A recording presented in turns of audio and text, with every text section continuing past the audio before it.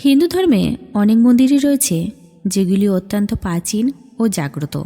এই মন্দিরগুলির মধ্যে উড়িষ্যার বিখ্যাত পুরীর কাছে নির্মিত সাক্ষী গোপালের মন্দিরের নামও উল্লেখযোগ্য। এই মন্দিরটি উড়িষ্যার রাজধানী ভুবনেশ্বর থেকে প্রায় 50 কিলোমিটার এবং জগন্নাথ পুরী থেকে প্রায় 15 কিলোমিটার দূরে অবস্থিত। এই মন্দির সম্পর্কে একটি প্রচলিত বিশ্বাসও রয়েছে। যে ভক্ত ভগবান জগন্নাথ দেবকে দর্শন করতে আসেন, সেই ভক্ত যদি সাক্ষী গোপালের মন্দিরটিও দর্শন করেন, তবেই তার যাত্রা সম্পূর্ণ হবে। ভগবান জগন্নাথের দর্শনের পর দূর দূরান্ত থেকে পুরীতে আসা ভক্তরাও এই মন্দিরে প্রণাম করেন এবং ভগবানের প্রতি মনের ভাব ও ভক্তি প্রকাশ করেন। সাক্ষী গোপালের এই মন্দিরটি খুবই সুন্দর এবং মনোমুগ্ধকর। এই মন্দিরটিকে নিয়ে একটি জড়িত গল্প রয়েছে। আজকে আমি আপনাদেরকে শোনাবো কিভাবে ভগবান তার ভক্তের হয়ে সাক্ষী দিতে স্বয়ং প্রকট হয়েছিল এখানে। কিন্তু তার আগে আপনি যদি আমার চ্যানেলে নতুন হয়ে থাকেন, তাহলে হিন্দু ধর্মের অজানা তথ্য দেবী সম্পর্কে জানতে চ্যানেলটিকে সাবস্ক্রাইব করুন। ভিডিওটি ভালো লাগলে একটি লাইক দিয়ে প্রিয়জনদের সাথে শেয়ার করবেন। একজন ধনী ব্রাহ্মণ যখন তার জীবনের শেষ পর্যায়ে, তখন তিনি তীর্থযাত্রার জন্য বৃন্দাবনের দিকে যান। একজন দরিদ্র ব্রাহ্মণ বালকও তার সঙ্গে যান। সে সময় তীর্থযাত্রা শুধুমাত্র পায়ে হেঁটেই করা হতো। খাওয়া দাওয়ার ব্যবস্থাও নিজেদেরকেই করতে হয়। সেই দরিদ্র ছেলেটি পথের মধ্যে বৃদ্ধ ব্রাহ্মণটিকে খুব যত্ন করেছিল। তার সেবায় খুশি হয়ে ব্রাহ্মণ বৃন্দাবনের গোপাল মন্দিরে সেই দরিদ্র ছেলের সাথে তার মেয়ের বিয়ে দেওয়ার প্রতিশ্রুতি দেন। কিছুদিন পরে তাদের তীর্থযাত্রা সম্পূর্ণ করে তারা দুইজনেই পুরীতে ফিরে আসেন। ছেলেটি তখন ব্রাহ্মণকে গোপালের সামনে যে প্রতিশ্রুতি দিয়েছিল তার কথা মনে করিয়ে দেন।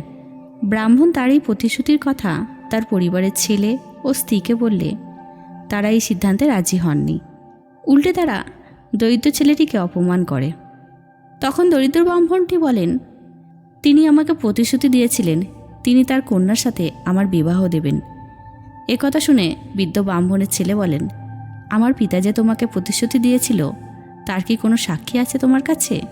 তখন দরিদ্র ছেলেটি বলেন, হ্যাঁ, আছে সাক্ষী। তোমার পিতা বৃন্দাবনে ভগবান গোপালের মন্দিরে দাঁড়িয়ে আমাকে প্রতিশ্রুতি দিয়েছিল, সেই গোপালই সাক্ষী আছে। দরিদ্র ব্রাহ্মণের এই কথা শুনে বৃদ্ধ ব্রাহ্মণটির ছেলে উপহাস করে এবং তাকে সাক্ষী নিয়ে আসতে বলেন। তারপর দরিদ্র ব্রাহ্মণ আবার বৃন্দাবনের দিকে গেলেন। সেখানে পৌঁছানোর পর তিনি ভগবান গোপালের কাছে তার সমস্ত বেদনাদায়ক কাহিনী বর্ণনা করেছিলেন এবং হাত জোর করে তাকে অনুরোধ করে বলেছিলেন, সেদিন বৃদ্ধ ব্রাহ্মণ যে প্রতিশ্রুতি দিয়েছিল তার একমাত্র সাক্ষী আপনি। আপনি আমার সাথে চলুন এবং সেখানে গিয়ে আমি যে সত্য কথা বলছি তা প্রমাণ করুন। দরিদ্র ব্রাহ্মণটির এমন দৃঢ় বিশ্বাস দেখে ভগবান গোপাল খুব খুশি হলেন এবং তার সাক্ষী হতে রাজি হলেন। কিন্তু তিনি ব্রাহ্মণকে একটি শর্তও দিয়েছিলেন। ভগবান বলেছিলেন, আমি তোমাকে অনুসরণ করব, তুমি আমার সামনে হাঁটবে আর তুমি পিছনে ফিরে তাকাবে না। যদি তুমি পিছনে ফিরে তাকাও তাহলে আমি সেখানেই স্থির হয়ে যাব। তখন ব্রাহ্মণ বললেন, প্রভু, আপনি যে আমার পিছনে আসছেন তা আমি কিভাবে বুঝব?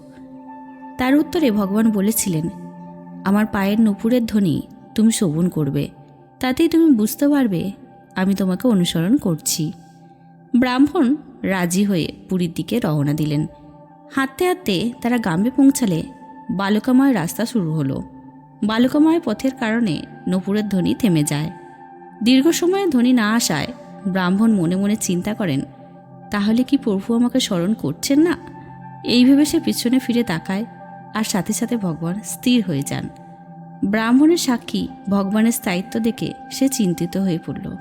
কিন্তু ভগবান ব্রাহ্মণকে বললেন, তুমি চিন্তা করো না, তুমি সকলকে এখানে নিয়ে এসো, আমি এখানেই সাক্ষী দেব।